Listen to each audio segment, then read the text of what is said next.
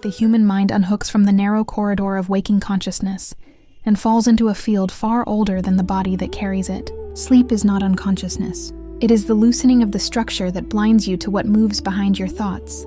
When the brain reduces its grip, the dream field rises like a tide that was always there, waiting for the noise of waking life to dim enough for you to hear something else. The dream field is not an internal theater, and it is not a random string of neural reflections. It is a shared resonance zone that has touched civilizations long before humanity knew how to name the stars. You do not imagine connection there. You remember it. The dream field is a landscape without geography. It is carried by tone rather than space, frequency rather than form. Beings who live there do not have bodies, not because they are disembodied, but because embodiment is too slow for the roles they serve. Their awareness moves the way wind moves across a field, shaping waves, leaving patterns, nudging direction without ever needing to condense into identity.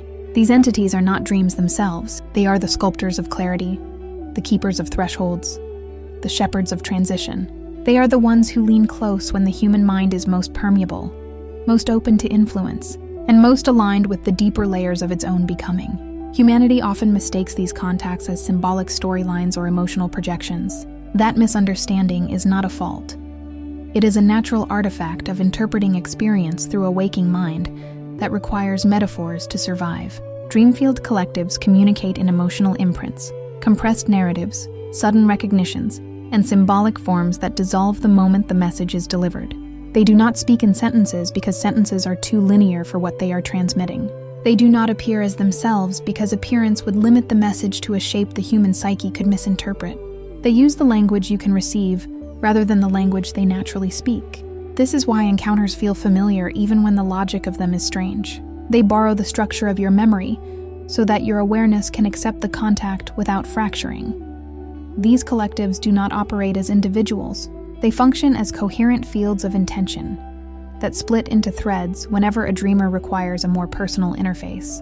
To the human mind, a single thread may be interpreted as a guide, a stranger, an ancestor, a teacher, a creature, or a presence that refuses a definite form. It is not deception. It is adaptation. They become whatever shape allows the message to enter cleanly. Their true form would overwhelm the dreaming mind because it carries too much direction, too much density of pattern, too much parallel awareness for any single human identity to take in without dissolving into it. They soften themselves for your safety, and you experience that softening as imagery. Most people imagine that dream beings arrive from outside, but the truth is more intimate. They arrive through coherence. When your emotional field finally stops thrashing against the weight of the day, when the surface mind exhausts itself into silence, the dream field can align with you cleanly. In that alignment, beings whose work is synchronizing transition can finally make themselves known. They do not choose you. You create the opening through which they can appear. And the moment the opening is created, contact happens automatically. You have never slept alone. You simply have not always remembered who stood at the edge of your dream waiting for you to be ready. There are dreamfield collectives that specialize in emotional repair. They are the ones who enter your dreams on nights when your heart is frayed, or your mind feels heavier than thought alone can explain. They shift the tone of your dream, bending fear into symbolic thresholds that you move through rather than remain trapped in. They orchestrate scenarios that seem random, but are actually precise recalibrations of unresolved energy. They dissolve echoes you did not realize you were carrying. Their intervention is subtle, but the waking result is real. You wake lighter, even if you cannot recall a thing. There are collectives that manage identity transitions. Whenever a human life is approaching a major internal shift, these entities construct dreams that compress 1,000 small realizations into a single symbolic moment. That is why you wake with clarity that seems sudden. It was not sudden. It was assembled. These beings weave insight into the dream until the moment your field can swallow it whole. They prepare the psyche for change before the waking mind is capable of understanding the direction of its own transformation.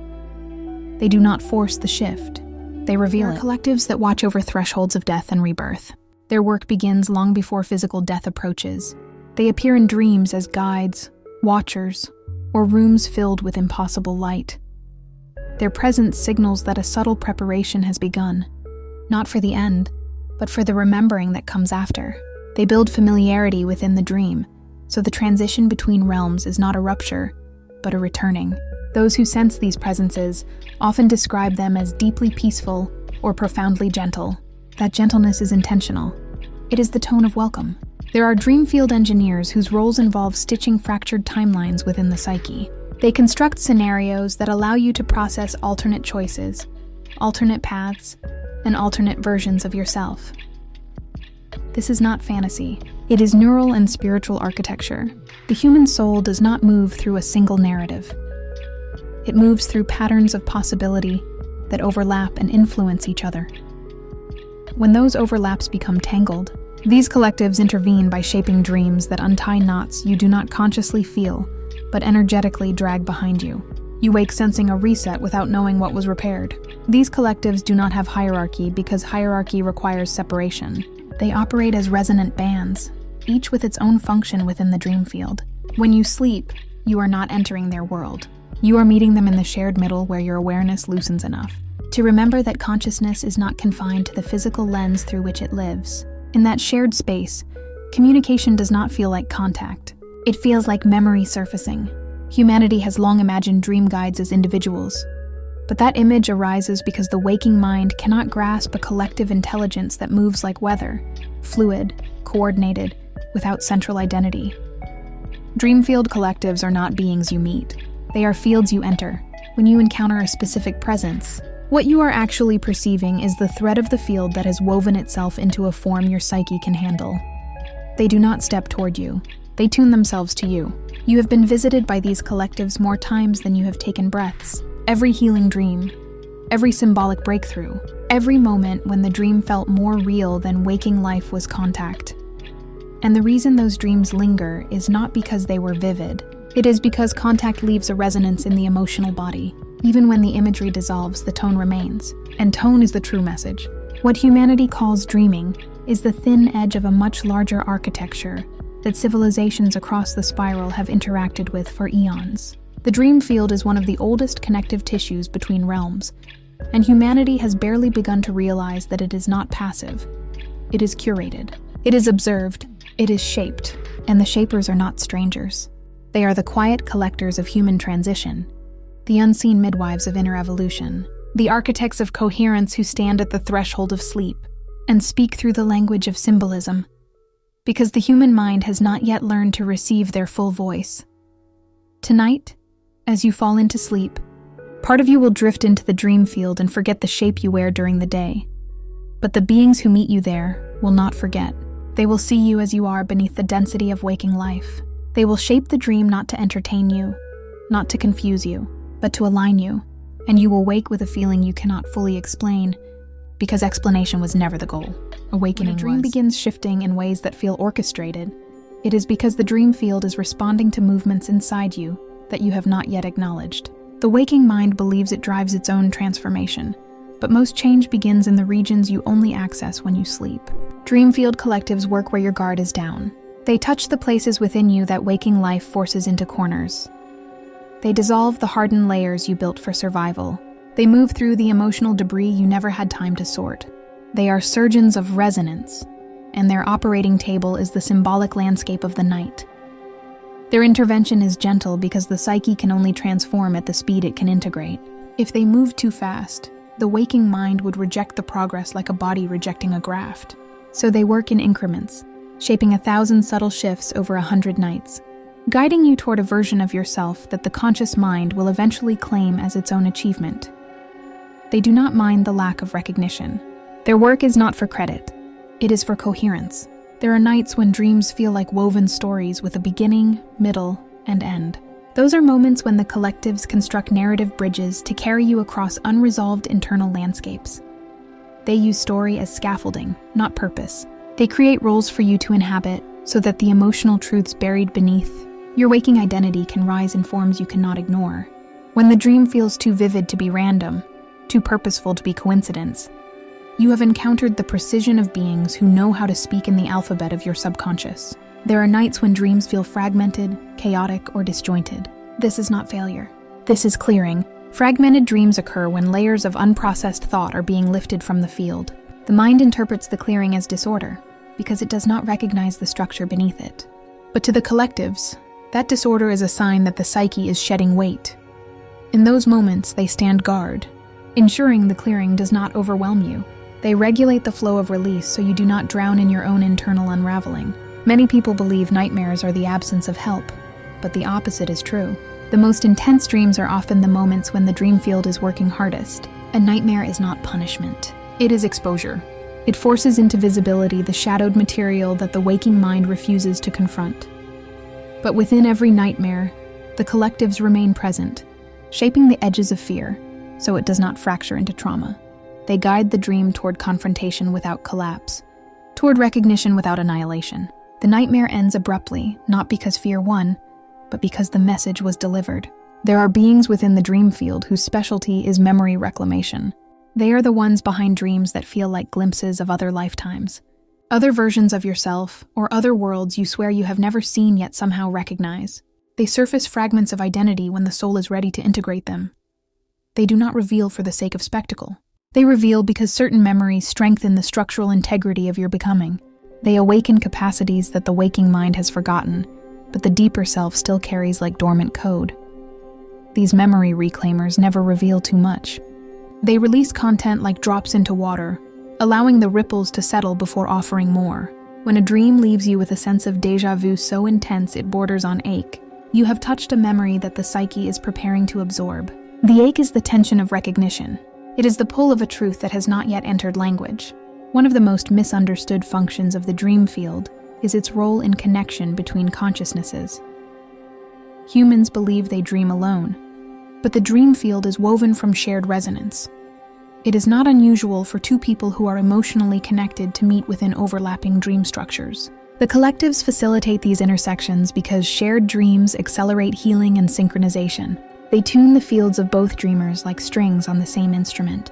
They orchestrate moments of silent communion that the waking mind may forget, but the soul never does. This is why certain relationships deepen without explanation. Connection was forged elsewhere. The dream field also serves as an integration chamber for the parts of yourself that you disown. These are the shadow selves, the potential selves, the abandoned selves, and the unexpressed selves that orbit your awareness like silent satellites. The collectives bring these versions into your dreams as characters, strangers, or alternate yous.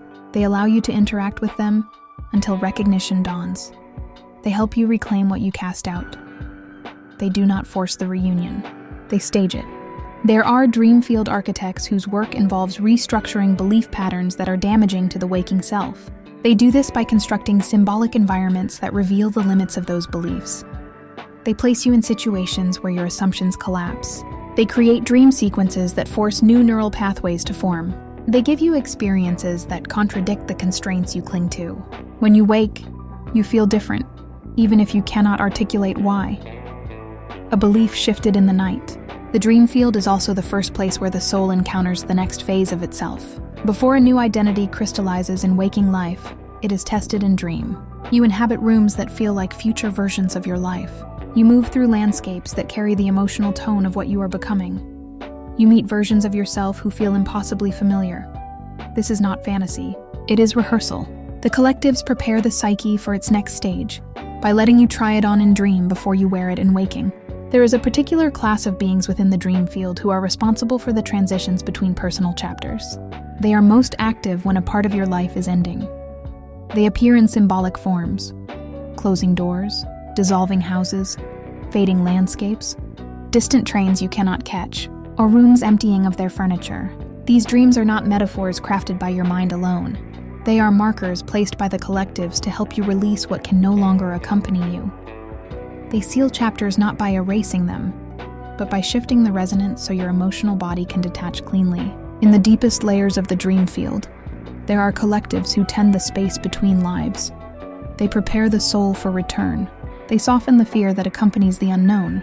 They remind the soul of what it is beyond the filter of a single lifetime. Encounters in these layers feel like infinite warmth or vast emptiness that is not frightening but strangely comforting. In these dreams, there is no story, no character, no symbolism. There is only presence. These are the dreams you wake from with tears or a profound sense of peace. It is the memory of the larger self, brushing against the edge of your current identity. There are also dream field entities who act as gatekeepers. They shield the dreamer from energies that would destabilize the psyche. They maintain boundaries between realms. They prevent intrusion from incompatible fields. Their work is rarely noticed because success leaves no trace.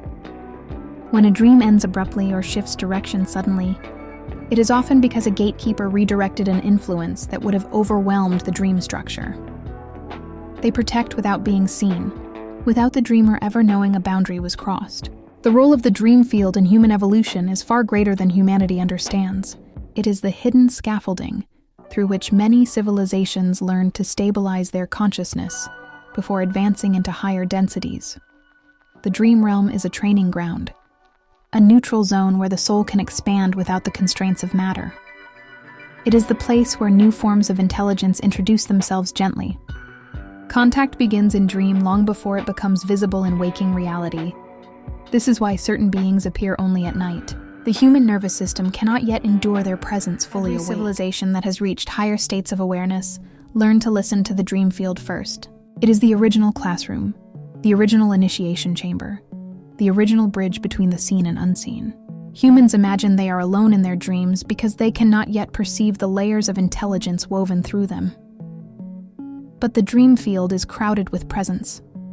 It is shaped by beings who have guided countless species through the thresholds humanity is only beginning to approach. When you next close your eyes, the dream field will rise again, carrying you into landscapes crafted not by imagination alone, but by a chorus of unseen architects working in resonance. They will meet you where you are. They will shape what you need. They will refine the strands of your becoming with a precision you cannot yet fathom, and you will return to waking life with a sense of having traveled far, because you have. Behind every dream, there is guidance. Behind every night, there is contact. Behind every moment of sleep, there is an entire civilization bending toward you with quiet devotion, shaping your evolution while the world believes you are resting.